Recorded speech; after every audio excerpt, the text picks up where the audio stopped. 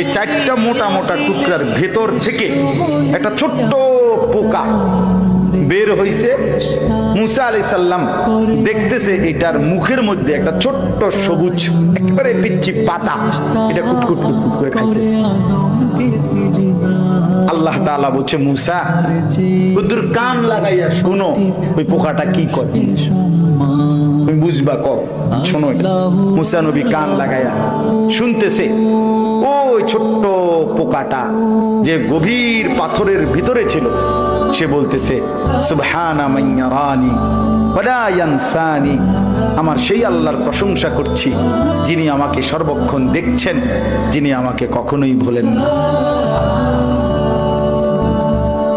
যিনি আমাকে কখনোই বলেন। আল্লাহ তাআলা বললেন, মুসা তো এবার দেখো এই পাথর উপর দিয়ে ভাবার কোনো সুযোগ নাই, এই পাথরের চারটা